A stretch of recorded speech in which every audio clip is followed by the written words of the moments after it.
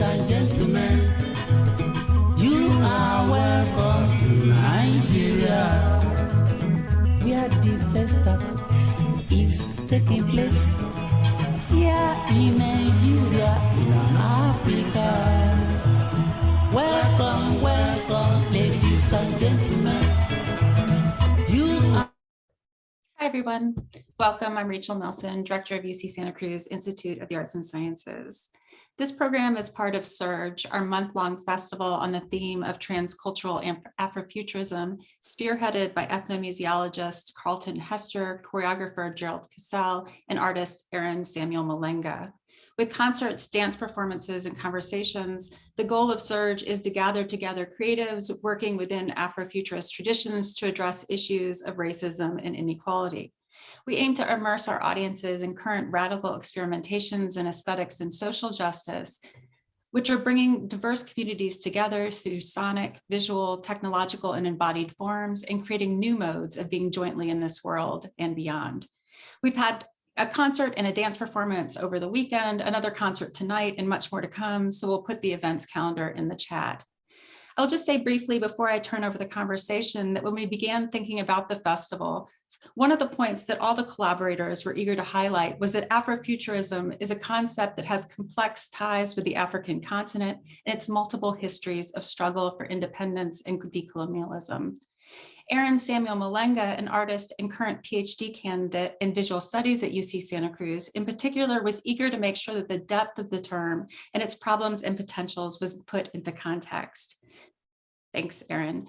Aaron's going to moderate today's conversation, and I'm grateful to all your efforts to nuance understanding around this, the social and political potentiality of this term and movement. So thank you very much, and I'll turn it over to you. Greetings, everyone. Thank you, Rachel, for the introduction. Greetings, everyone. It's such a privilege to be joined this morning by our two guests, Ugochukwu-Smooth Nzewi and Ntone Edjabe. We are going to be speaking today about Afrofuturism in relation to the African continent. We'll be thinking particularly about how the history of Pan-African festivals on the continent is being redeployed by artists, musicians, curators, scholars, and activists to think of the present and the future of liberation. So I'd like to invite our two guests to join me on the screen. Hi, Aaron. Welcome, Smooth. Welcome, Ntone. So I would like to introduce the both of you. Ugochukwu-Smooth and Nzewi joined the Museum of Modern Art, New York in 2019 as the first Stephen and Lisa Tannenbaum curator in the Department of Painting and Sculpture. Previously, he was the curator of African art at the Cleveland Museum of Art, and prior to that, the curator of African art at Dartmouth College's Hood Museum.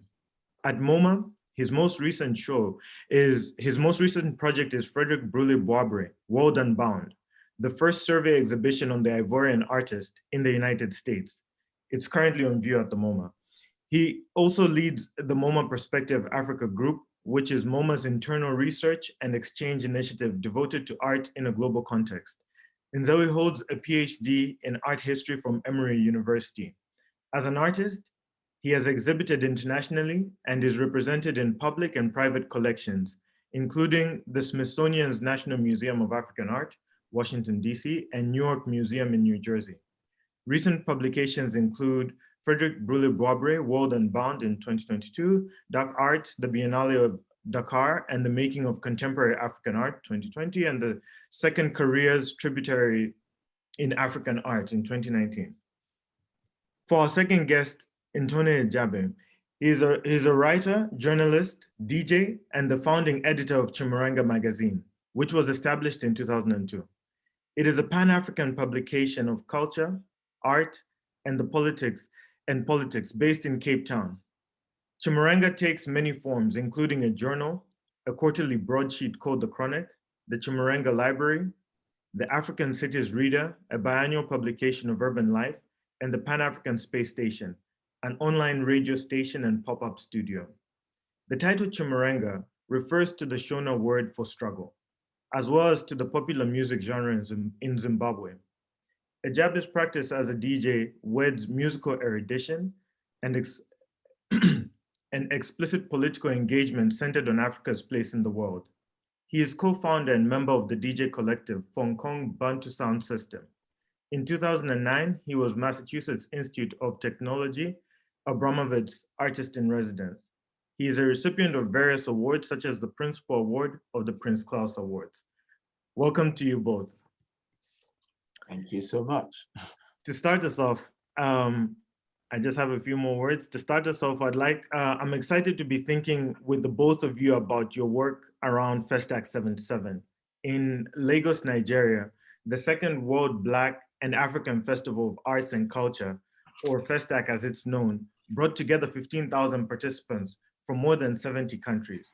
The aim of the festival was to revive and promote Black and African values and to show the contributions of Black and African peoples that have been made to thoughts and the arts. So before I ask the first question, I'd like to remind everyone in the audience that you are welcome to put your questions in the chat and we'll be able to get to them when possible. For our first question, could you help us to understand the significance of Festac 77 and the history of Pan-Africanism it was responding to and producing? So I'd like to have Smooth respond to our first question. Well, thank you, Aaron, and my sincere thanks to Rachel Nelson and folks at the University of California at Santa Cruz who put together this event. When Rachel reached out to me about the topic and said he wanted to place me in conversation with my dear old friend Ntone, I was really, really excited about that. And it's an opportunity, I believe, for both of us to continue a conversation that we had begun earlier on. I mean, we've been collaborators for a while now, but we quite recently had the conversation about Festac and its meaning today. And I think this is a great opportunity to continue with that conversation. And to the question of what is the significance of Festac principally, but also in conjunction to Pan-African festivals of the 1960s and 1970s. So when I thought about this question, I thought of it as a double entendre, is that how you say it in French, question, because on the one hand, that question in itself would take you all the way to 1900. You know, it's a question that goes to the very beginning of intellectual conversations around Pan-Africanism, you know, but also Pan-Africanism in an active sense, as this attempt to raise what people would say in the past, raise racial solidarity, you know, against what was the place of Black folks around the world. And of course, that in itself was chiefly led by the Africans in the diaspora. So for example, in 1900, I believe the West Indian activist based in London, Henry Sylvester Williams, put together the African Association as a pressure group for African and Black interest in general. And that in itself inspired the first formal meeting of Black people around the world. And the idea really was for them to think about questions of racism in the United States, but also colonialism as it had begun to, as it had become institutionalized as a form of repression in Africa. And so that was sort of the basis of the first attempt to gather Black folks from around the world. And so it included people from the Caribbean, people from the United States, but also folks in London to have this incredible conversation about Black interest and sort of the way in which I sort of think about that event and of course the subsequent Pan-African conferences or congresses throughout the 20th century, say in 1919, in 1921, in 1925, and in 1945, and all this happening in various European venues, including Lisbon, Paris, London, Manchester, was that it was really aside from the fact that it was put together to bring together Black folks together for their own interests after several centuries of subjugation. It was really significant in the sense that it was that moment that they began to think about the question of Black visibility, in a global context. And I think that's really the lesson that one would take from sort of this very installments of Pan-African congresses throughout the 20th century. And then, of course, in mid-century, as we know, that was the moment of political independence in Africa. And that was sort of the very beginnings of stage in Pan-African events, not in the diaspora, but in continental Africa. And so in 1966, there was the First World Festival of Negro Art, which was organized by Leopold Senghor and Alioune Diop of Présence Africaine, together with UNESCO in Senegal. And again, the basis of that was, now that we've achieved political independence, it's an opportunity to again gather people of African descent from around the world to create a global Black solidarity right in Africa. And it was in Dakar 66 that it was then agreed upon that Festac would happen in 1977, that Festac was going to be held in continuation of the kinds of conversation that happened in Dakar 66, not just conversations, but the various manifestations of Black and African cultural experiences from around the world. That was all gathered in Dakar. That Festac was going to be the second installment of that in 1977. And of course, there were other things that happened in that period that sort of made Festac quite formidable as this event that happened. That I know Ntone has other ways of reading Festac as a jamboree, but also as a space of real interaction and contestations over the meaning of Blackness, the meaning of Africanness, the meaning of solidarity, the meaning of freedom, the meaning of emancipation. These were the kinds of conversations that took center stage at Festac. And again, Festac in itself, as I try to map, is one installment in mid-century of events that have happened throughout the 20th century about presenting global Black visibility on the international, presenting Black visibility on the international stage. Thank you for that breakdown, Smooth, and giving us such a beautiful overview of the festival and its history. Can you talk more about how Festac was an attempt to bring about a sense of a unified Africa, Ntone?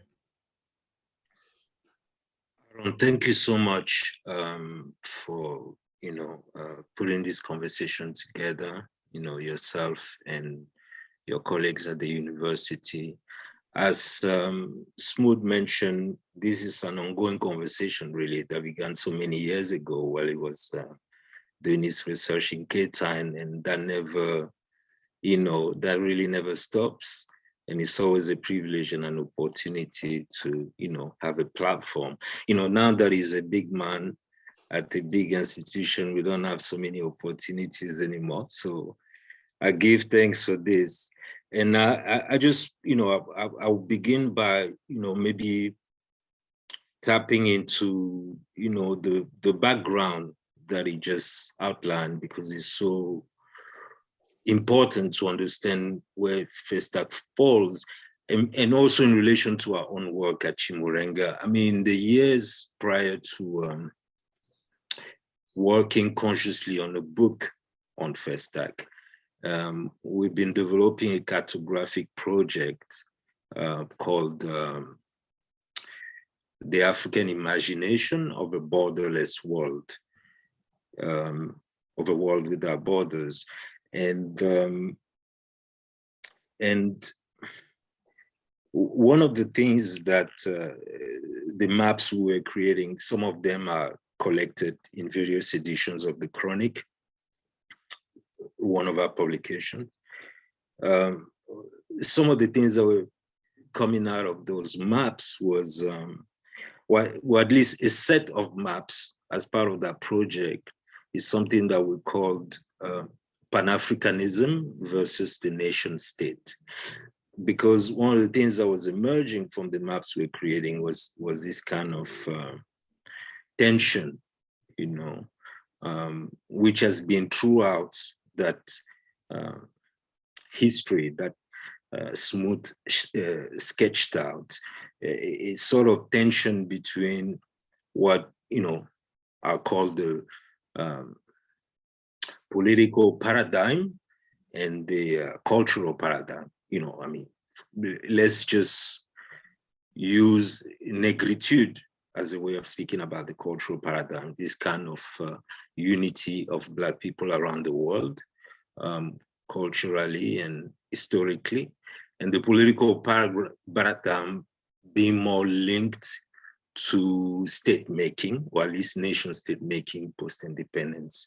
And so this tension has been present throughout these gatherings that Smooth spoke about, but I think that most palpably during the 1945 Conference of Manchester, the Pan-African Conference of Manchester of 1945, and that is because of obviously the moment of decolonization, but also the leadership of the Pan-African movement, which, as Smooth pointed out, had been initiated by intellectuals in the diaspora, in the Caribbean as well as North America principally, how this leadership shifts into the hands of activists and militants who were born on the continent and were advocating, campaigning, and fighting for political independence, essentially the future Black presidents, so to speak. So Manchester is where there is this first shift of emphasis. And one of the things that happens with that shift of emphasis is a breakaway of what would have been conceived as a continuity between the people on the continent and the people beyond it, right? And this tension manifests again at the first cultural gathering in Paris in 1956, organized by the Negritude folk and so forth. So this tension I think, is accelerated or deepened by the independence of African countries. I mean, beginning with Ghana already in the late 50s.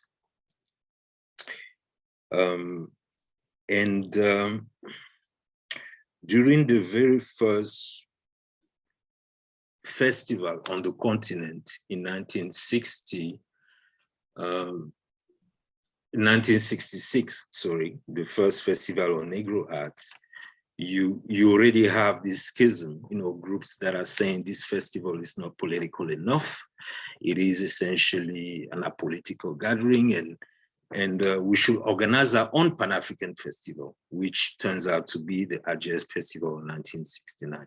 And so on it goes, So these two tendencies that you could call, on one end, I think the Ashin Bembe is the one who calls it derogatory nativism on one side and Afro-radicalism on the other, is sort of, you have to think of Festac as an attempt to reconcile these tendencies.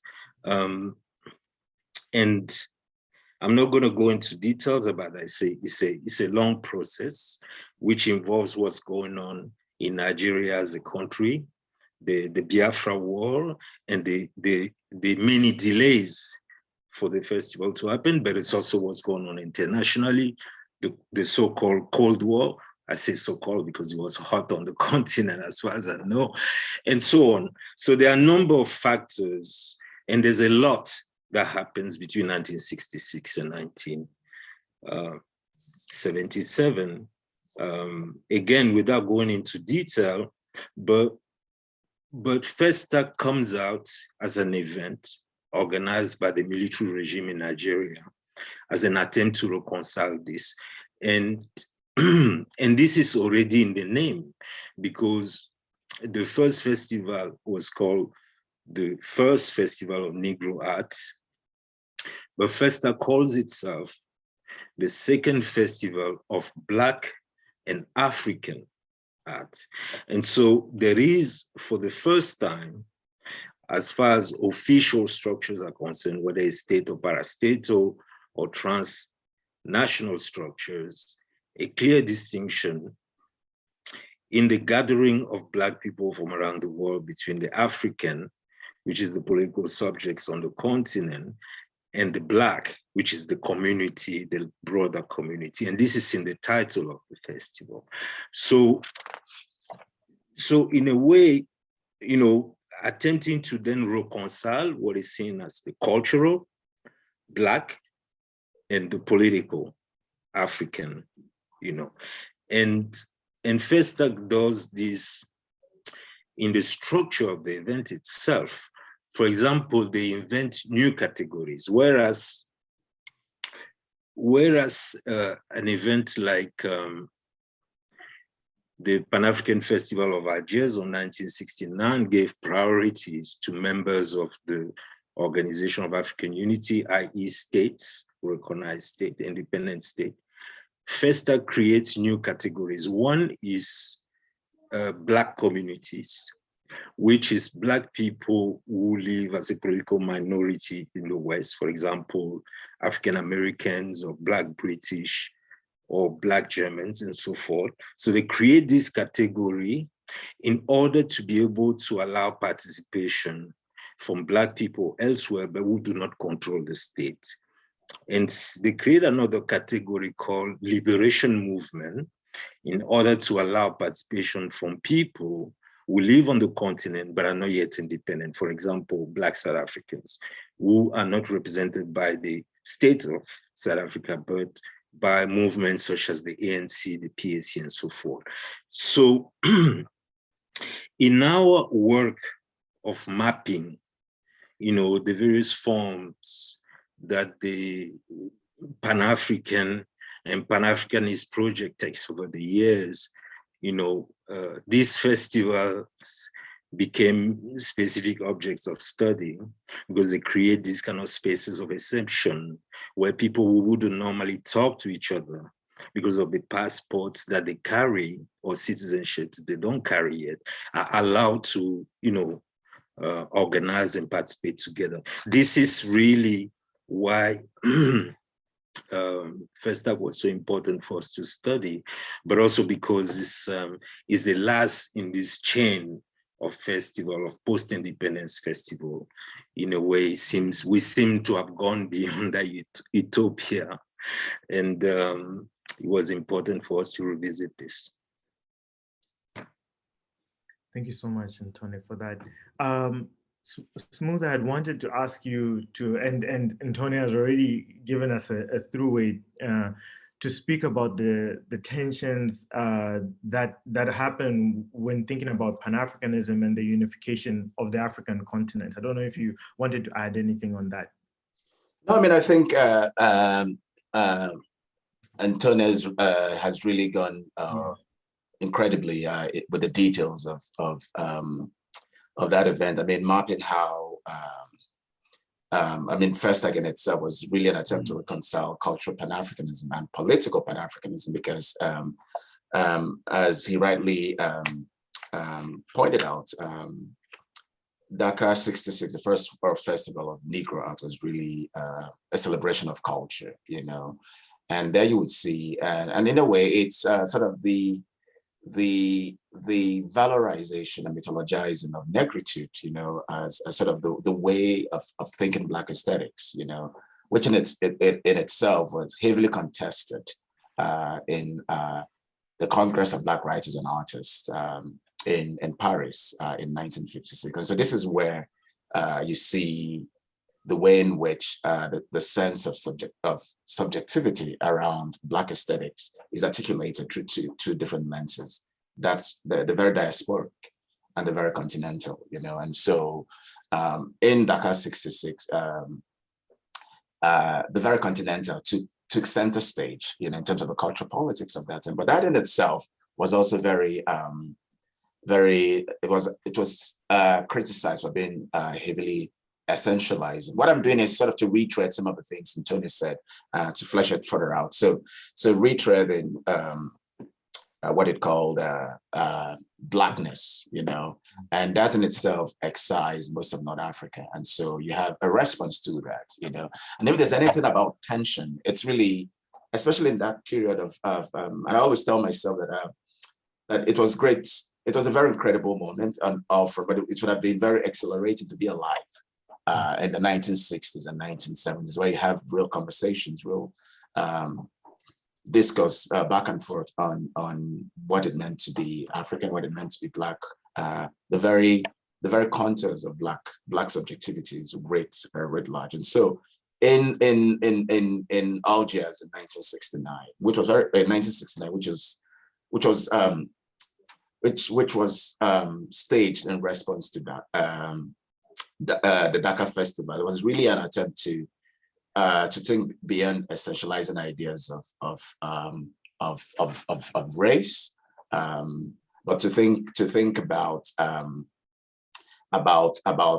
Africa as the subject of an engagement, Africa as that which brings everyone together, but also Africa as this ennobling concept that is able to bind not just Africans, but people beyond Africa. And I say this because in 1900, when the first Congress the first Pan-African Congress was staged, the communique which came out of that Congress, which was signed off on by W.E.B. Du Bois, was not only addressed to the first, it was addressed to the world, but number two, it sort of folded the Black community writ large and the so-called peoples of colors, which is a term that I'm not always very comfortable with. People of the fairer race was actually the word of that communique. In a way, Pan-Africanism at the very get-go was not essentialized, and it was one that built bridges. It was one that considered people beyond Africa. And so when you get to Dakar 66, it became very narrow in its conceptualization. And so first, Algeria 69 pushed against that. But then what you had at Festac in 1977 was sort of a consideration of both. And in the way I sort of read Festac is that it became a consideration of the terms that were sort of outlined at Dakar 66, and those terms that were outlined at Algiers in 1969. But I think the other thing that is also interesting to think about, and I would want Ntone to sort of comment on that, is actually the organizers of Festac. In a moment where we were thinking solidarity, the organizers of Festac was the Nigerian government, which was a military dictatorship, as opposed to a democratically elected government that organized Dakar in 1966 or the Algiers in 1969. And so the question becomes, in terms of ideology, what does that in itself, that sense, how do we think about Festac as a project that in itself was led by not democratic forces, as opposed to the other two that were organized by a sense of a democratically elected government? So does Festac speak for Nigeria and the broader continent? I would like to hear Tony's response. Right. Mm-hmm. Mm-hmm. Aaron, can I pick up from? Yes. You're welcome to pick up on that. And actually, I'll just add one more layer to Smooth's question to you, because I'd like you to also speak about your current work, the publication. I have the publication here with me, so I'd like you to also speak about that and the mixtape as it relates to Festac 77. So please respond to Smooth's question, and then you can get into the publication. Yeah, it's not so much as a response, but Bro Smooth, but it's this kind of, tension, we were speaking about earlier. In a way, it's embodied by, I guess, post-independence, you have, I suppose, kind of two intellectual figures emerging out of, representative of this tension. One would be, I suppose, one that you could describe as, I suppose, what, like a poet-politician, you know, and who sometimes becomes president. And this is, you know, embodied by figures such as, you know, of course, Senghor, whom we've spoken about already, but also Kwame Nkrumah, Sekou Touré, and so forth. And then you have a sort of poet intellectual who is also sometimes a political opponent of sort in this kind of new register of post-independence Africa, you know, which there you will have figures such as Shoinka, Ngugi wa Thiong'o, and many others, you know, who essentially suffer the repression of the states. You know, they share, you know, a sort of discourse and all of discourse with these siblings of old, but have gone different direction because these the real politic, and then on the other end there is this, I guess, sort of moral community that we shall call the people, you know, over which these two figures, you know, wage battle to represent. And the battle essentially is over questions such as who is Africa, what is Pan-Africanism? But as I'm pointing out, these questions are no longer only viewed from the perspective of independent radical intellectuals. They are now also viewed from the perspective of state people who have to engage in communities such as the UN in the context of the whole Cold War, and they have to make choices. They have to run states, you know. And so that's kind of the post-independence, you know, setup. And these festivals become platforms for these ongoing struggles. I'll give you an example.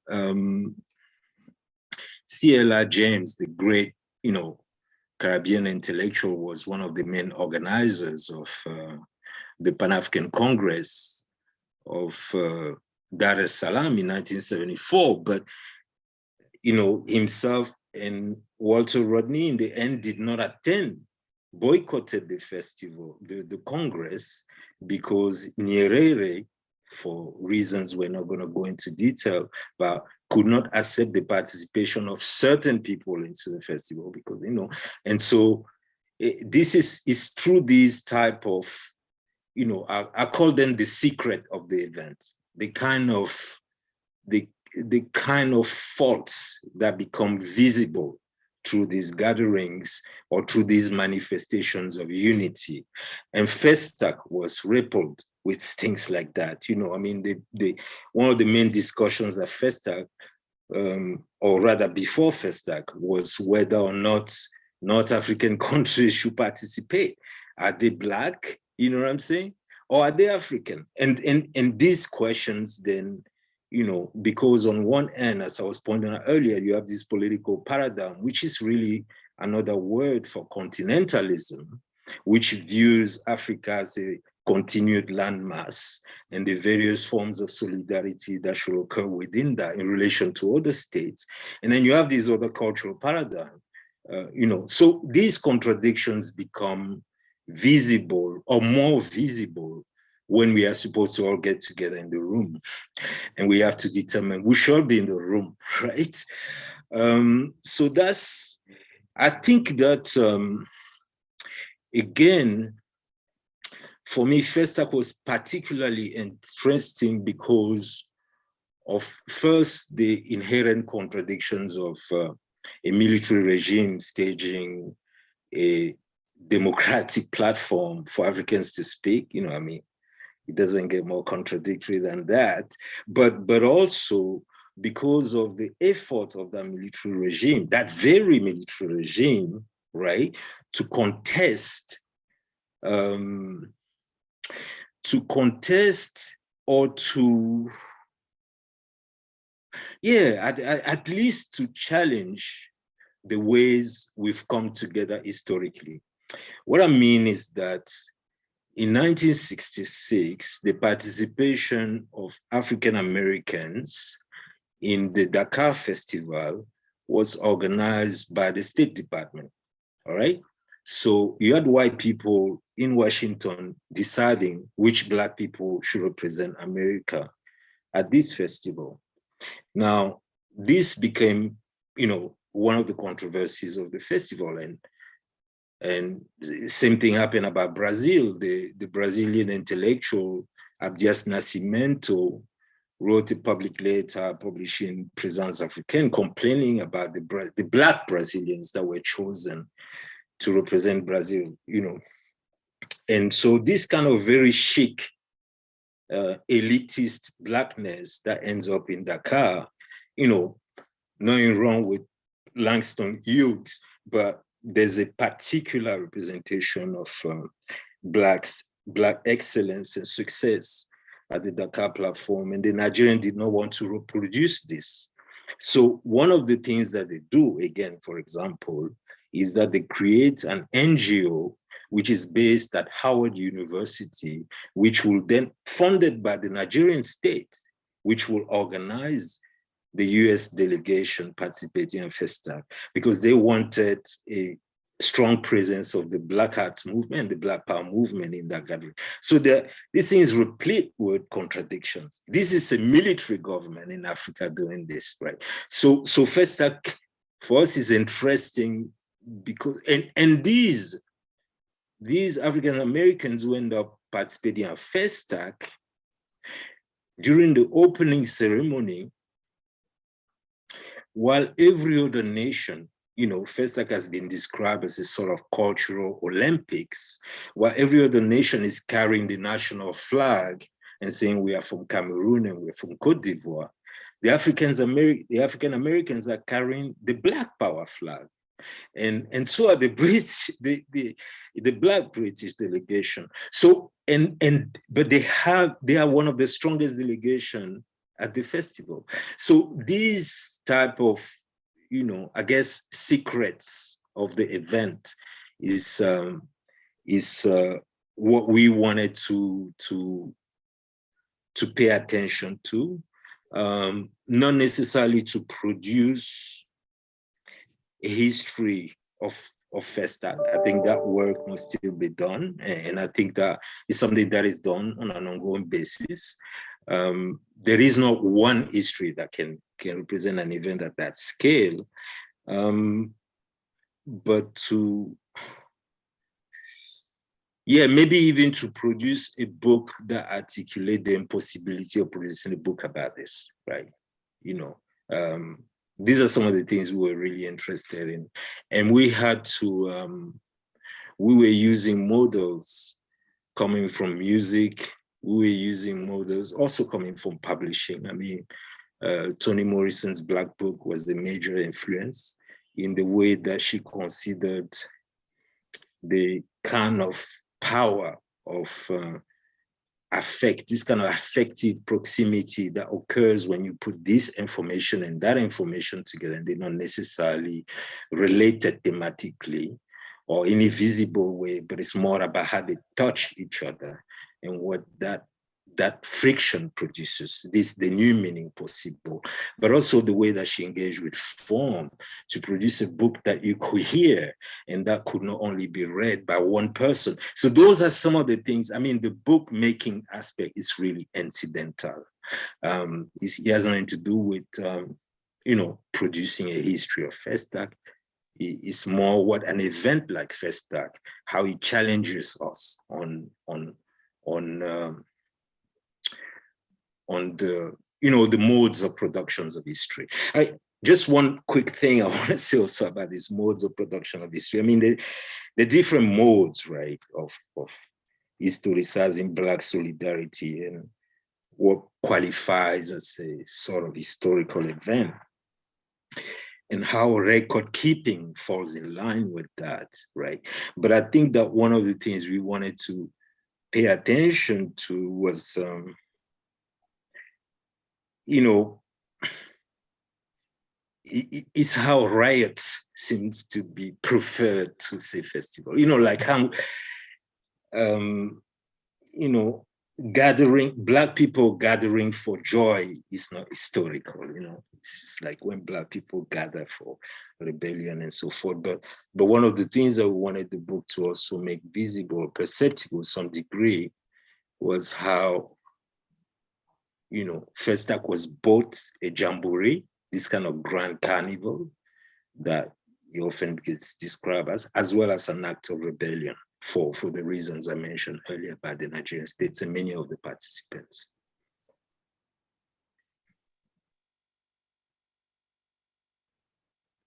Thank you so much, Ntone.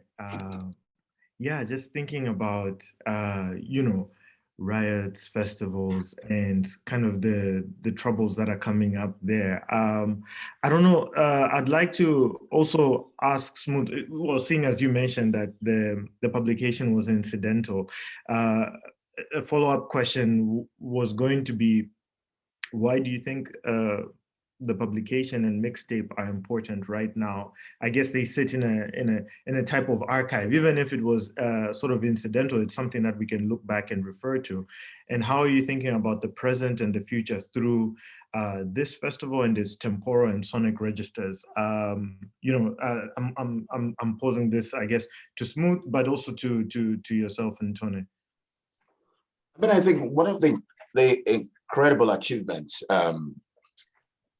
of the publication and the mixtape is what sort of I addressed with Ntone in one of our interviews, where I said that there's something so, I mean, imagine approaching Festac with not retrospectively, but from a sense of present tenseness. You know, I think that's sort of even the sort of the vocabulary of the mixtape, the vocabulary of the publication. You know, I mean, I contributed to the publication, but I was looking for my essay in that publication. It's such a maze to find things, you know, and I think it's sort of that the formal quality of the publication in itself mirrors Festac, both its energy, both its contradictions, both the sort of juices that the contending forces, you know. I mean, I think one of the interesting things about Festac is to think about the different layers of participants, you know, the undercommons, the commons, the elites, you know, those with different kinds of ideological commitments, you know, those who reflected sort of those in cahoots with the military dictatorship, for instance, and those who pushed against, who were anti-military dictatorship. You know, so it is this cacophony of things, you know, but also has a very logic to it, which is then represented in the book. So when you want to think about Festac outside of, I mean, of course, it's a historical event, but like Ntone pointed out, if you want to think about Festac, not as a historical exercise, but the way in which its logic can inform critical thinking today, then the book in itself becomes an incredible resource for that, and same for the mixtape, you know. And so yeah, but it would make sense if you're able to show some of the images of the book, so that, I mean, possibly we can look at some of the details of events, and then of course listen to the mixtape as well. Yes, I think it would be a good point to have some images and then the mixtape play in the background. So I'll have our technician present that for us right now. Wonderful.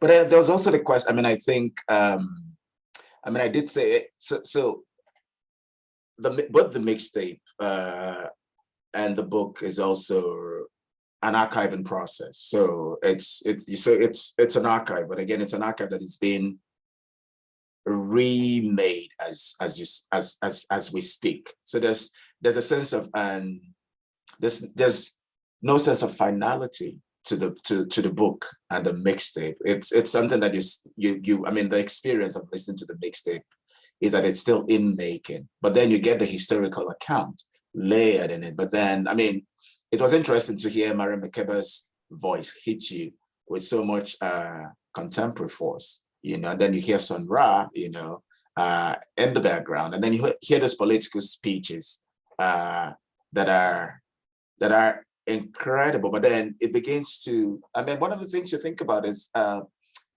imagine how profound the messaging was in the past, you know, and it also allows you, and this is a term I used when we spoke with Ntone about it, to think about the promises that Festac was able to gather. And also how, when you think about that, you're thinking about, and thinking about contemporaneously, some of the missed opportunities that by revisiting Festac, you're able to have an opportunity to re-engage with and to reassess and begin to think more critically about how to return to some of those issues that sort of formed or that were centered at Festac. Actively depleted, invaded, bombed out, borderless, dislocated, and delinked, watch out. You are in the globalization domination process. Now, what's your take? Since we met you people 500 years ago, look at us. We've given everything. You are still taking. It's true. I mean, where will the whole Western world be without Africa? Our cocoa, our timber, our gold, our diamonds, our platinum, our whatever. Everything you are is us. I am not saying it, it's a fact. And in return for all of this, what have we got? Nothing. Anti-personnel indoctrination against ourselves. If you go and cook your horrible diseases like AIDS, you say it is us. You brought us tuberculosis. We didn't have this big cough until white people came here. In exchange for Africa giving Europe 500 solid years of our people, I mean, not Europe, the Western world, of our human beings to work your canes, to dig your gold, to take in gold itself, diamond, I mean, you know, fish.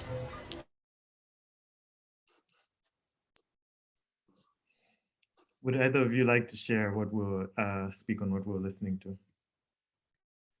It's just amazing to hear it again. I actually haven't heard this. I haven't listened to this in a long time. That was the Ghanaian writer Mata Adu, which she was at Festac. And so, you know, just like, well, actually, not just like, it's the same project, really, the book and the mixtape.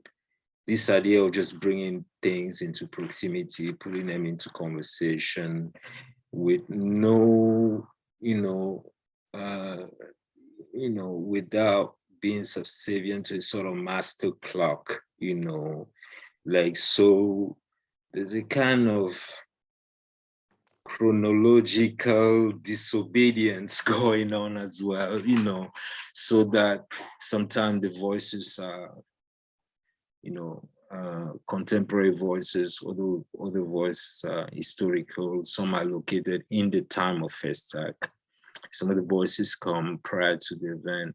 Really not just working inside this past, present, future order, and saying that it is really an ongoing conversation. Is perhaps that's this sense of incompleteness, but not so much incompleteness as refusing to complete, So it's not incomplete because we haven't done enough. What we are asserting more than anything is a refusal to complete, to close, in that kind of molten sense, that kind of glissant sense that we are all incomplete. And so that really, that's some of the things you just wanted to put form to, both sonically as well as on the pages and things like that. And it's in that sense that we're saying, you know, we even refuse this project of producing a history of Festac. You know, we're just tracking. Because, you know, earlier we spoke about the people as this kind of moral community that we are always battling over, you know. But the people in these events from Dakar onwards, they're kind of bystanders, you know, they're not really included in this conversation, even though these conversations happen on their behalf, right? But on another end, they are not in the sense of participating in the symposium or the concert or the performance, but these events take over their lives. I mean, if you're in Nigeria, if you're in Lagos in 1977, you have, you know, people wondering, what the heck is this thing called Festac that everyone is making such big noise about? Why are all of these Americans here? Why are all these Jamaicans here, right? So I was also interested in that perspective, you know. And the lead for me was an incredible short story that a long-time friend and colleague, Akina Deshokan, he wrote this story called Festac 77 that we actually published in Chimurenga in 2005. So, you know, more than a decade ago. And he was basically telling the event from the perspective of, you know, this taxi driver in Ibadan, you know, and that really just opened up, you know, different spaces for interpretations for these kind of grand political discourses we were describing earlier, you know, and how essentially, you know, in order to survive these events, you kind of have to find a way to live off them. You know, so there's a kind of economic dimension of something like Festac. You know, for example, the big thing at Festac, or one of the big things, there were several, one of the big things at Festac was that this mask, the mask of Queen Idia, that the Nigerian government chose as a representation of the festival, was locked in the British Museum, and the British refused to lend it. I say lend, can you believe it? Lend it to Nigerians for the festival. And so there's now this kind of economy that develops in Nigeria in the years prior to Festac of everyone is creating their version of the mask and selling around the street. And so, you know, a kind of precursor to this kind of piracy system, you know, of Nollywood film and video, of this kind of almost excess production, you know what I'm saying, or supposedly unique object, you know, and all of these aspects were interesting to us, not only what the big men were discussing and so forth. Thank you for that, Ntone. I wonder, Smooth, whether you want to jump in with that, because I do have a question for you, but before I ask it. Yeah, I mean, I think to the question about thinking about the festival and thinking about and its resonance in the moment, you know, I think a good place to start would be, I mean, there are several points of entry or departure, but I think I'd sort of get back to the question around Queen Idia, the pendant that was that was the Festac logo. You know, it's interesting to think about sort of the reverberations that it generated in that time, both in sense of cultural ownership, you know, in terms of creating this object that soon became a Pan-African object. It was no longer just Benin, no longer just Nigeria, but it's become sort of a symbol of decolonization and reclamation, you know. And then to think about that as, and then think about the recent contemporary conversations around restitution following, what's his name, the French President Macron's recent attempt to re-energize that conversation, to say that it's always interesting to, and then again, it goes back to that, what you said, and I'm just trying to make those connections, what you said about protest making noise, and then celebration, not Black protest becoming news, and Black celebration not making news. But one can think about this as the reverse of it, that when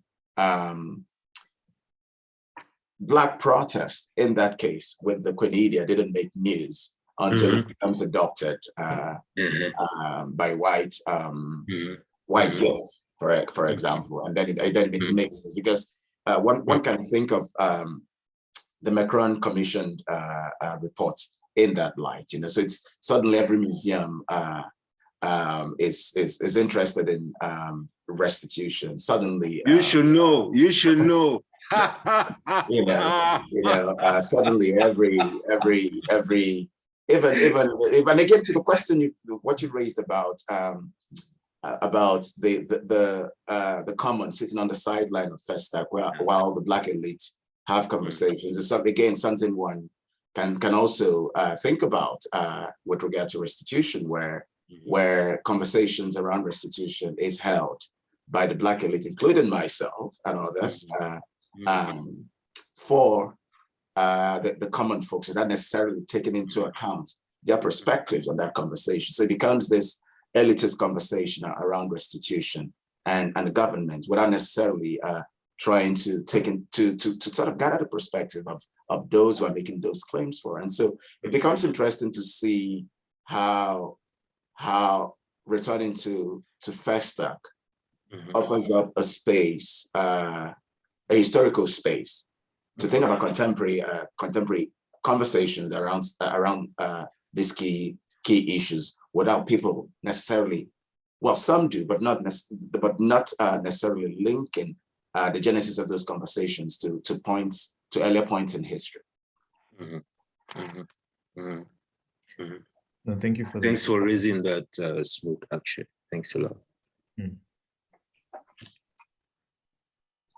I mean, taking it forward, what is the relationship between Festac, the Festac work, and those negotiations with the centering of Africa? So that's the conversation we're having right now, and its place in the world. So Ntone, thinking about your longer work with Chimurenga and the Pan-African Space Station, can you describe those projects? And I wonder whether you'd want us to play something from the space station, or you can just speak. The space station plays itself. Get there when you get there. But there's no real separation around, to be honest. There's no, the space station in Chimurenga emerged literally out of a space in the center of Cape Town called the Pan-African Market. Smooth visited this when he was in Cape Town, and it was a sort of community center that I initiated with friends and comrades in the late 90s in the city, because we needed a space to recognize each other, and in this really very violent, environment of post-apartheid. So the kind of life-making we were doing in that space, communing around sound, listening to music, sharing, spending time together, is what we then imagine as the Pan-African Space Station, because we started broadcasting this on the internet and so forth. And Chimurenga as a publication really emerges from these engagements of, Cameroonian, Mozambicans, whoever coming and spending time together in a physical space. We wanted to create sort of portable aspect to this in print, and so so I'm saying that to also say how central sound, but also specifically music, is to the work we do. Like the very first publication that I directed is something titled "Music is the Weapon." And at that point, that we had no idea that publication would become the first edition of a magazine. It was just a compendium of, ideas of people who occupy that space, our thoughts on music and politics, both historically as well as in the contemporary or post-apartheid South Africa of the late 90s. So again, the kind of knowledge that is produced through sound, through music,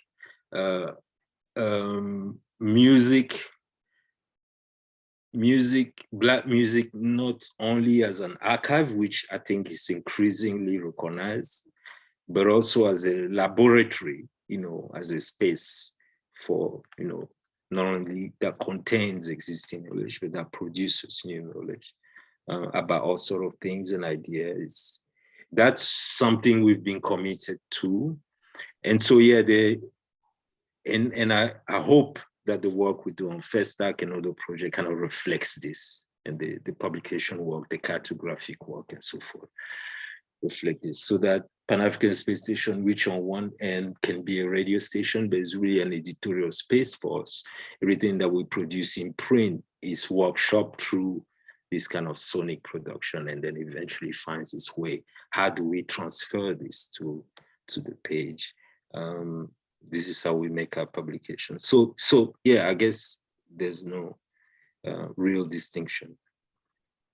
Thank you so much for that, Ntone. I just want to also send a reminder to everyone that you can feel free to type your questions in the chat, but also there's a number of links that keep going up, and I think that just shows the breadth of the research that goes into this, and the sort of extension and fingers as far-reaching as the projects of Chimurenga are, and even with what the work you're doing there is. So I mean, I'd like us to think, we're having this conversation in relation to Surge Afrofuturism Festival at UC Santa Cruz. And as Rachel mentioned in her introduction, we want to make sure with this conversation to question what the concept of Afrofuturism means from the perspective of continental Africa. Smooth, could you speak a bit about that? And I think, we're at a point where a lot of people are challenging even this idea of Afrofuturism. There are many other titles and names that are being used, like African futurism, to think through different modalities of how to describe this terminology, So I wonder whether you can speak to that a bit. I think the work of Afrofuturism is about critical imaginings, and for a lot of people, it sort of unravels if you think historically about it, in the context of diasporic experience, it's really an opportunity to imagine a Black future that sort of centers Black subjecthood and subjectivity, And I think I was discussing with someone earlier on where I say the recent Hollywood production, which of course everyone knows about, Black Panther, sort of becomes a symbol of that in popular culture, where you imagine this self-sustaining Black space that is in the vanguard of the human race. That's a way to think about it. But then, of course, it's really layered with philosophies of beingness, through magical realism, through alternative ways of producing oneself. And at the backdrop, what sort of instantiates Afrofuturism will be the obverse, which is Afropessimism, historically speaking. So where you're mirrored in the sense of self-discovery, and that Afrofuturism then positions you to reach for the future. I'm trying to say this in very concrete terms, beyond literature, beyond literature and culture writ large, but to think about this in the way those who had ideological commitments to Pan-Africanism would have imagined Afrofuturism in the 20th century in very concrete ways, not just intellectualizing that concept, but to imagine it in its concreteness. And to the question about, so Afrofuturism it's like Pan-Africanism. is very diasporic, sort of emerges. It emerges in the diaspora, and then becomes a way of conversating on the continent, you know. And so you have contemporary artists today in Africa beginning to make works that are often read in the mode of Afrofuturism, and rightly so. But of course, there's no one size fits all in terms of the interpretation of the kinds of engagement that they do under that rubric. And so one way for me to begin to think about Afrofuturism through the lens of continental Africa is to return the conversation back to Leopold Senghor, for instance, you know, where, and I don't think people will see it that way. So Senghor comes up with this notion of civilisation universelle, universal civilization, which in itself encourages looking at the universal from multiple frames of reference, you know, not just seeing whiteness as a default for the universal, but to think about that sense in which cultures, world cultures, can find their sense of self within this cauldron of the universal, you know. And this in itself is different from the way Afrofuturism is originally intended, because it's so Black-centered, you know. But then if you were to think about a basic African philosophies, you know, Ubuntu, for instance, which says, I'm human because you are human. Or even in my Igbo culture, where we say when one thing stands. I mean, this is a classic Edjabe, you know, when one thing stands, another thing stands by it. So there's a sense of the recognition of duality as what makes us peoples of a common space. And so if one was to think about continental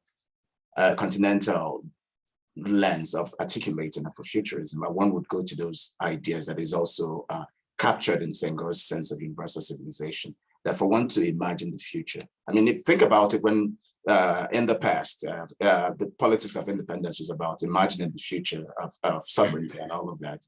And it never said that once we gain independence, then the rest of the world can go to hell.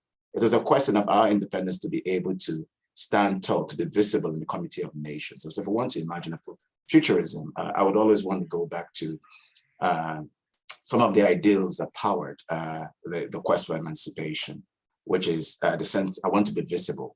And when I'm visible in a classic, is it Richard Wright sense, you know, if I'm visible, you know, then my visibility should be recognized, but it's not going to overshadow the other person's visibility. In other words, that there's room for visibilities to commingle. And that in itself, I would argue, would be my way of thinking Afrofuturism, you know, from a specific African perspective, if you will. No, thank you so much for that. And I wonder, Ntone, if you'd like to add to that, and maybe you can also respond to how, whether or not you think the work of, which I believe it does, Festac 77 can be seen as fulfilling an agenda that aligns with the concepts of Afrofuturism and the creation of a better future for Black people. That's a really interesting question. I have to say I'm a bit ambivalent with some of the corrective work that has been done about, you know, dealing with, I guess, Afrofuturism, diasporic insularity, you know, is, I mean, I think the desire to map Afrofuturism, or kind of global Afrofuturism, in my mind, I think that work occlude what Afrofuturism occluded when it was first invented in the 90s, you know, and in a way we kind of, I fear this kind of danger of, what I mean is, I mean,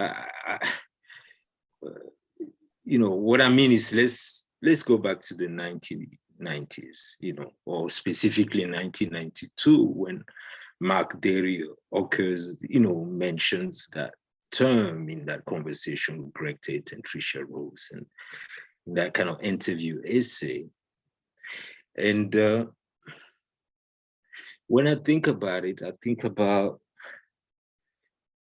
so this is 1992, and in 1992, there is a BBC documentary, which a documentary that premieres on the BBC the same year, called Black Sci-Fi, and this documentary has interview with Octavia Butler, Samuel Delany, the figureheads of Black science fiction in the US and in Europe. And around the same time, or rather just a couple of years later, the Black Audio Film Collective, this kind of, collective of filmmakers and audio makers based in London, premiered the, what was it called? Smooth, do you remember the Black Audio? I'm trying to remember. What was that film called? With the data thief. Damn, all right. The last Angel of History. Say again? The Last Angel of History. Something. Right, there you go. Yeah. There you go. Right. So the Last Angel of History appears around the same time. And so these are kind of,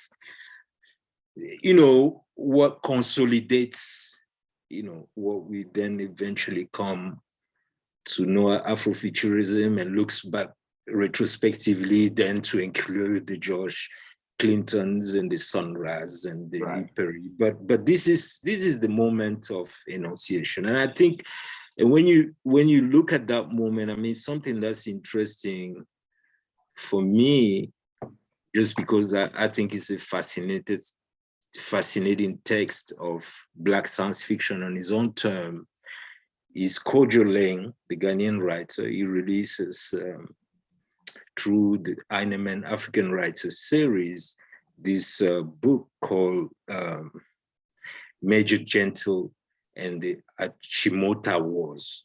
Now Kojo Leng's been writing science fiction since the late 90s, but I think this book in particular, So when that book appears, while all of this production is being done about Black science fiction, it kind of is incredible that it, as it lands, it is not picked up by the same people who are producing this grammar. And rather, the critique around that book pits it more towards, I suppose, what you would call magic realism, which is a crazy thing, but fine. But part of that is that Mia Couto, I just released Sleepwalking Land, great success. And Ben Okri just won the Booker for the Famish Land. And so there's this new mode of interpreting the fantastic in the literary production by African that almost kind of makes it impossible to see, what Kojo Leng is doing, right? So, okay, so if he's got talking inksets in his novel, it's gotta be magic realism, right? And so that those slippages for me are more interesting, and it's interesting that the work is cataloged as such, because magic realism is this kind of binary that produces I guess like a reading between the West and the rest, inside that phrase, with the West being the always changing and the rest being the always the same, So So, and how that also may be connected, I'm still just talking about blind spots here, how that may also be connected to the emergence of world music, you know, around the same time. Or even if you push it, one could connect even to a, you know, an exhibition like Magicien de la Terre, right? Which is what, 1989, right? Smooth, right? So, I mean, I'm not just mentioning Magicien de la Terre because of the word magic in the title, though that's important too. But it's like, you know, like because of how I'm looking or what I see of the African artists who are included by the Pigozi collection in that exhibition, this kind of production of the fantastical and so forth. So there is a different grammar to interpret the fantastical, from an African perspective that, you know what I'm saying, does not put it in relation with the Samuel Delany and the October Butler, right?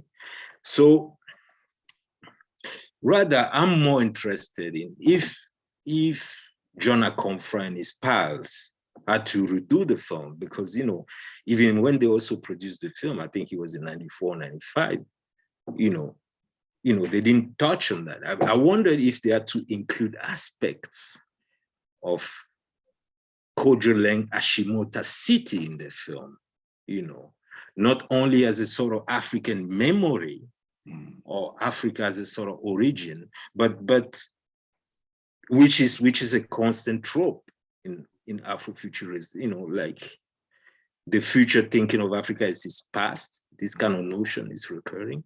But if they actually engage, you know, kind of the futurist vision of someone like Kojoleng in conversation with the Sunrise and all of the figures that are discussed in that film, you know, that possibility is one that I'm more interested in investigating, or at least I'm saying that in relation to our work, you know, and I think that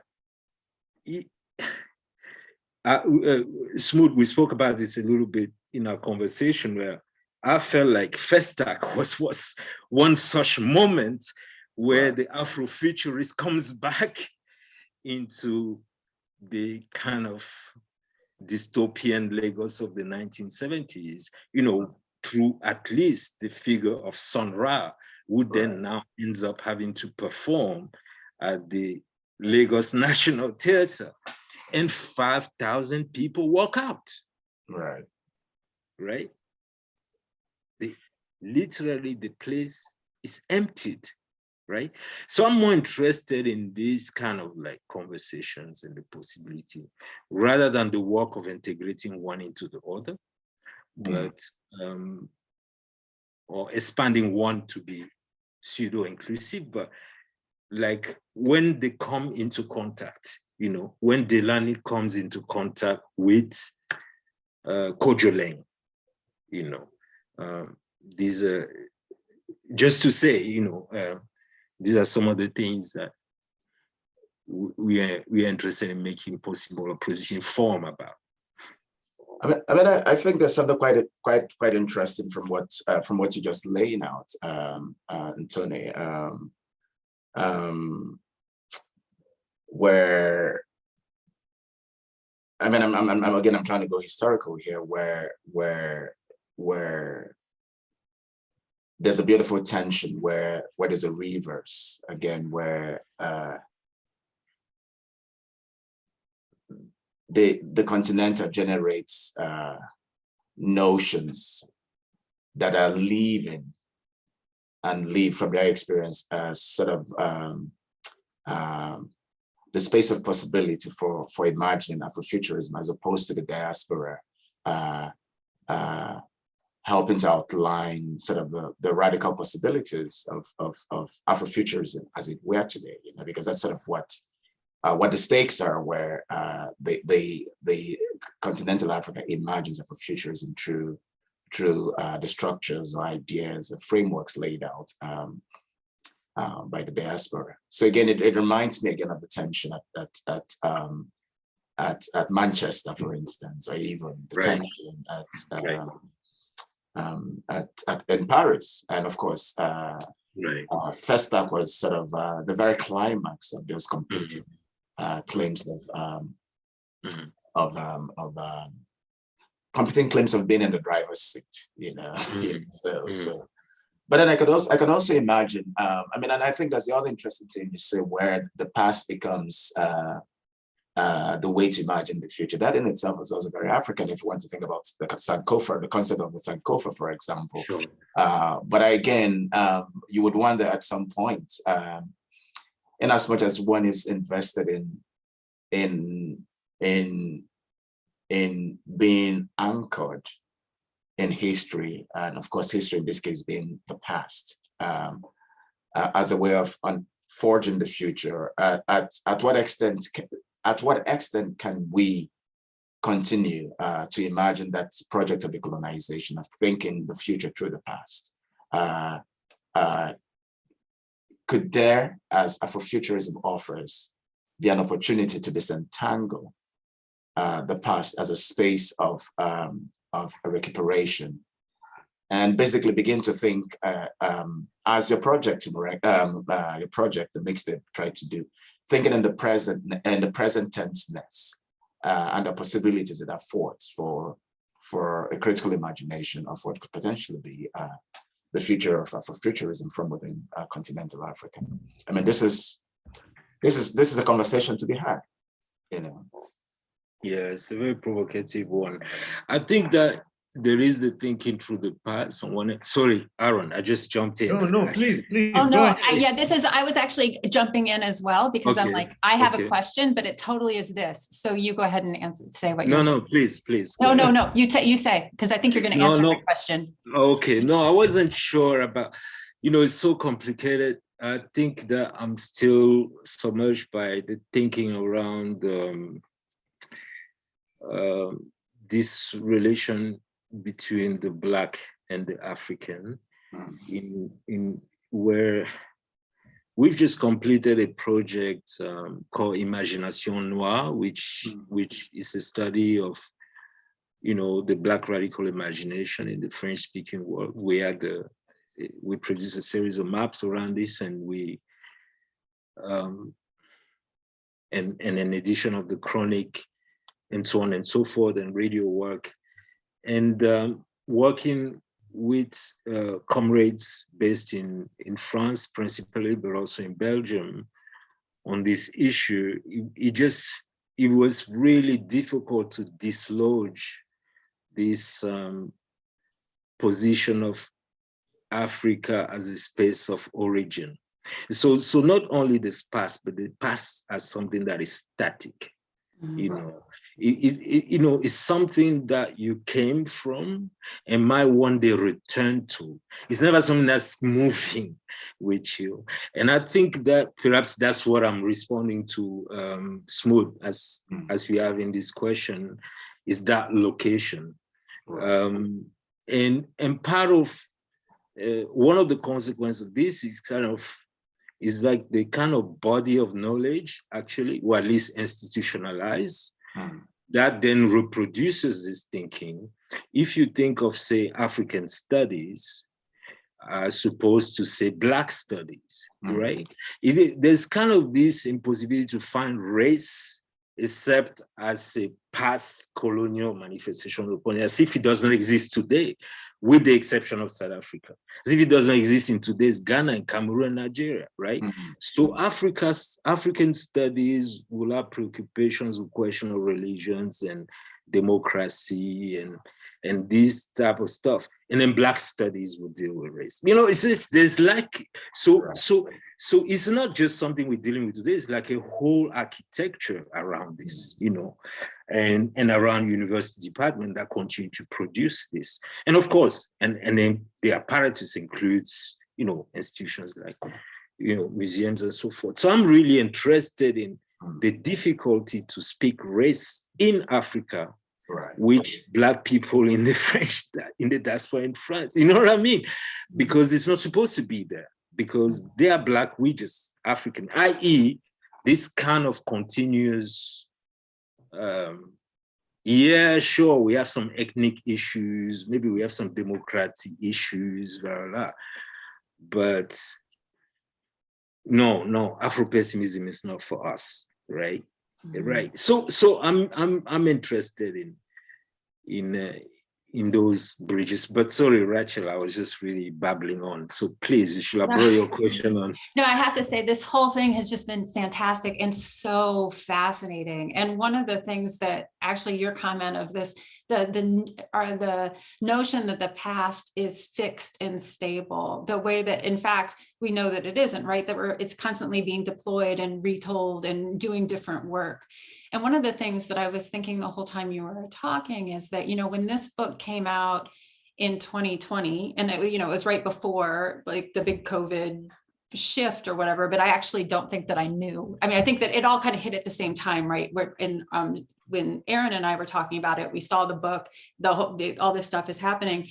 And I had the same kind of thought about why now, right? Why within this specific context are the same question I have about the Black Panther movie and the way that the United States is redeploying Afrofuturism and defanging it, you know, again, but like, why now is Festac, your project with Festac 77? And it's not just this project, right? I mean, you know, just this last year in the United States, the exhibition of Milford Graves, like all, you know, these artists that were involved with Festac 77 are also being rehistoricized in the United States, and particularly around Festac 77. So my question is, why now? And particularly with this tension of what emerges out of a military dictatorship, you know, exercising the soft power of culture to contain revolution in some ways that we see at Festac 77. I mean, I don't think that's a reduction, of course, but you know. I'd love to hear Smooth's take on this. Well, I mean, my doctoral work sort of considered Pan-Africanism and also looked at those festivals I would argue way before the more recent attempt at sort of recuperating that historical moment. And for me, in part, was because of the kind of work that I was doing when I was still in Nigeria, when I met Ntone, you know, that Pan-Africanism for me was not just a symbol of solidarity. It used to mean a lot, you know, but now, I mean, I've moved from what I would call the emotive Pan-Africanism, that phase of emotive Pan-Africanism, to thinking much critically about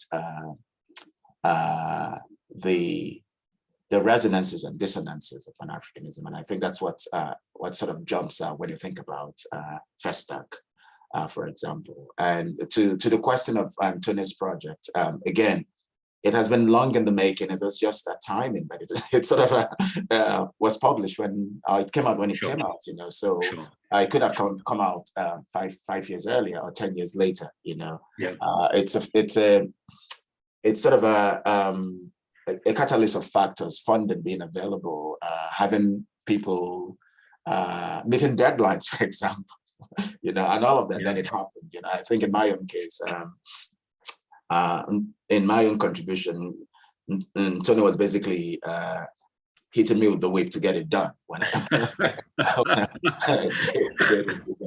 so for that, I think there was other considerations, you know, because it's been long in the making, you know. So it needed that iteration of that project needed to come out for the next iteration to continue. I would say, right, Ntone? Yeah, no, you're absolutely right. I mean, the project is something we've been working on for so long, and not even as a project, really, just as method, as a way to work on other things. You know, like I said, the book's just incidental. But the question you are raising, Rachel, it's interesting. It makes me think of, you know, Ashim Bembe speaks of, I mean, an interview we have with him on digital culture on the continent, as part of this cartographic project I was mentioning earlier. He speaks of a sort of planetary turn of the African predicament. And I don't know why, but that phrase comes to mind in this kind of reshaping of the African archive. This kind of, if you think of it as a good, as a sort of, of this kind of, as to why, why and how institutions get involved in that project. I think that Smooth mentioned the repatriation, the way that repatriation discourse has been appropriated by the biggest institutions in Europe, and the implications of that, how a whole machinery then set in motion in the service of producing language to control that process. The number of anthropologists that will be getting jobs. So, to be able to indicate what should go where.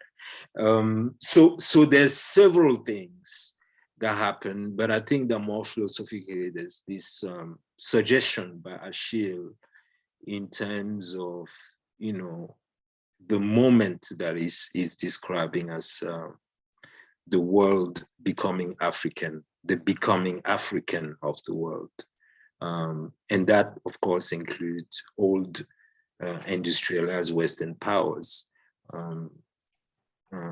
So that is maybe something to mine a little bit or to reflect on a little bit. I don't have the tools to do that now, but it's something that holds and that we want to think through a bit more.